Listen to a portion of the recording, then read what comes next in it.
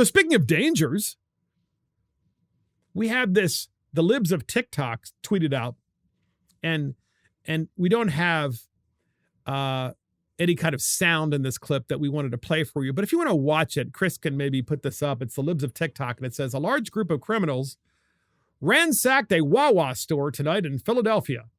So this was just a couple of days ago. And the libs of TikTok put this video up. And folks, you cannot believe what you're seeing. It is essentially a Wawa where people are just, a couple of dozen people are going crazy in the Wawa, just stealing and looting everything. In some cases, standing on, furniture or standing on displays and just acting like they're out of control because they are out of control. This is in Philadelphia. Okay, a city that is literally out of control.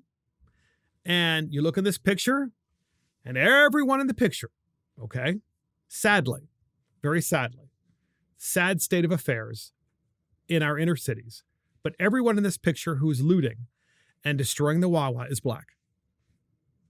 And Mark Fisher will say this.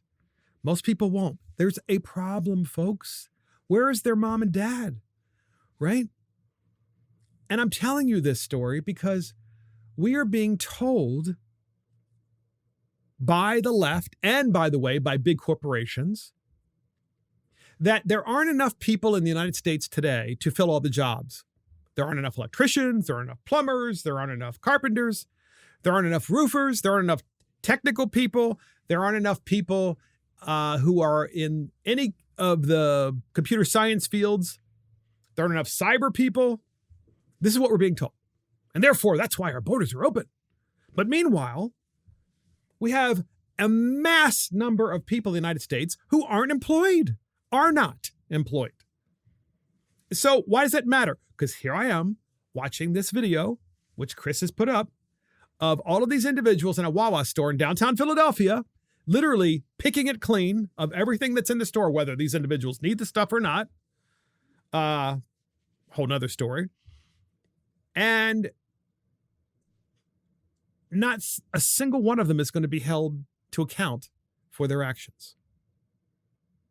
To which I say, whatever happened to like the common sense justice system where you would have police and they would round every single one of these individuals up. They'd book them.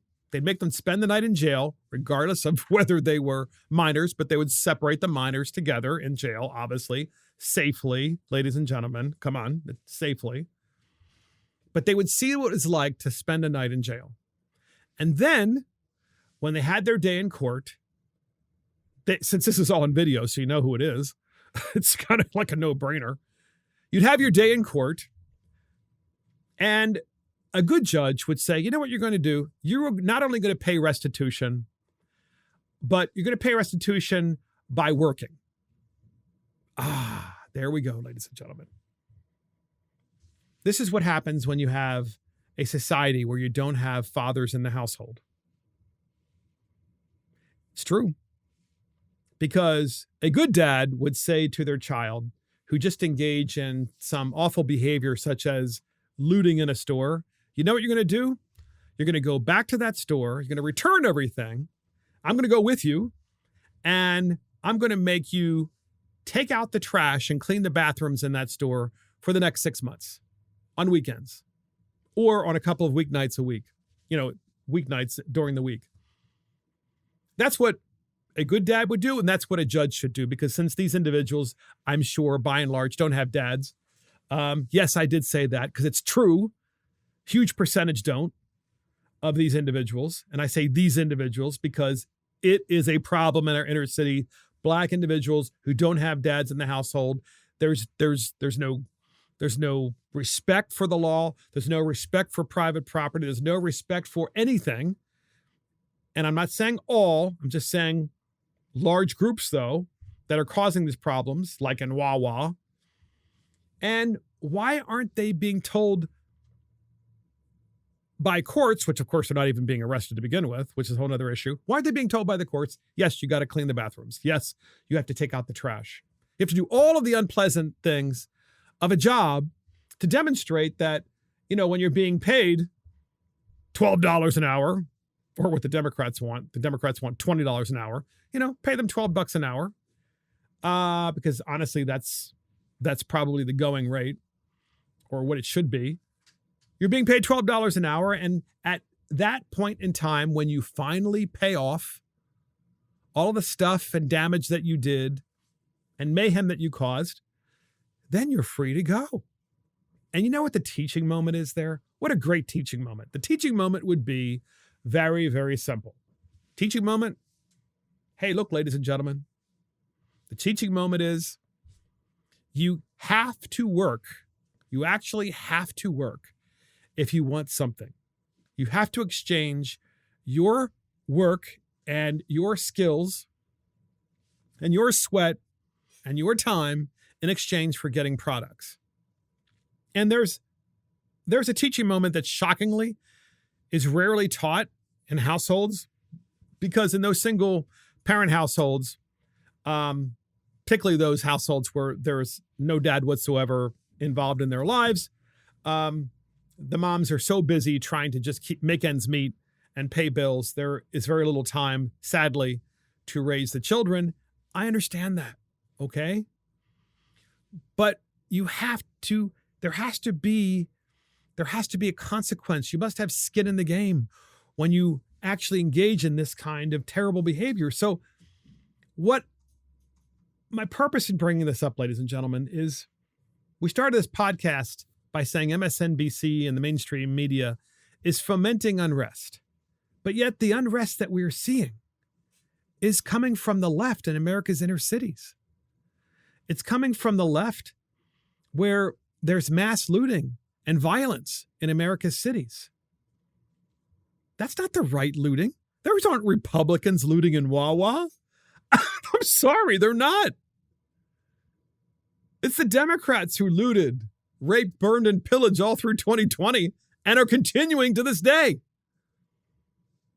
So if you want to talk about mainstream media and MSNBC, if you want to talk about a civil war and that it's already begun, yeah, it probably began in 2020 on the left, when there was mass rioting in the major cities, many of the major cities across the country, and you had businesses in those places that just had to shut down for months at a time.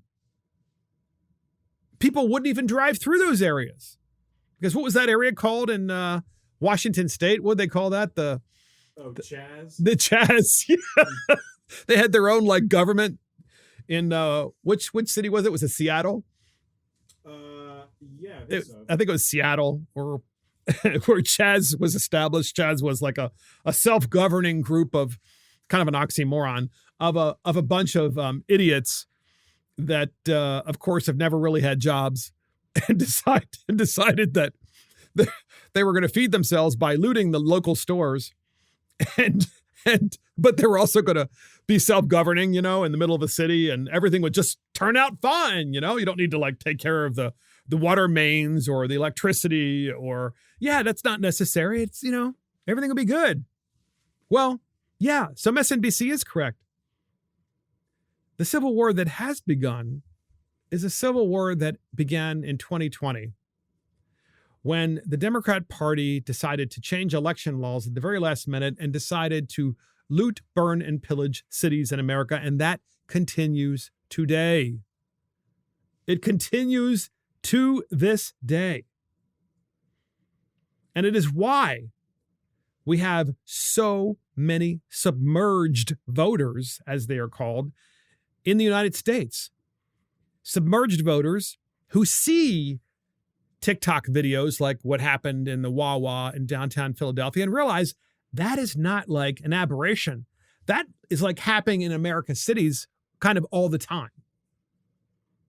So are murders, stabbings, beatings, carjackings. All of these things are happening. And Republicans know this is happening. So do unaffiliated.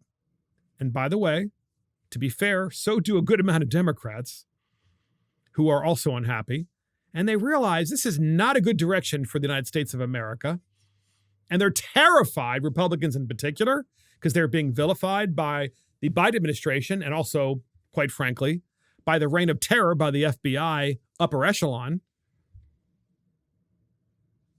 So terrified are they that they're just submerged voters. That is to say, they are hiding what they are really thinking and feeling. And therefore, they want to have their day when they actually show up for the midterms. That's their day. That is their day. And that is the day of true reckoning, of course, with all, and I mean all, of these bad Democrats. Look, I think it's Patty Murray. Is that her name? The U.S. Senator in Washington State. She's even in trouble. Folks, Washington State is a far left, crazy place. But that is just the major cities. The rest of the state is conservative. Like many places in the United States, of course. Unfortunately, the far left has taken over Washington State. Patty Murray is a United States Senator from Washington State and has been for a long time. She actually is in a dead heat for the United States Senate to keep her seat. In other words, the Republican actually might beat her in November.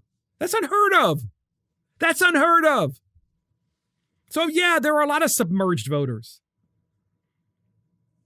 And there are a lot of unhappy Democrats and tons of unhappy, unaffiliated, and independents across the United States who have just said, we have had enough of this. Stop saying that a civil war has begun by people who are Republicans simply because you disagree with what they think, because the Republicans aren't looting. No, they're not. They want rule of law. That's really what they want.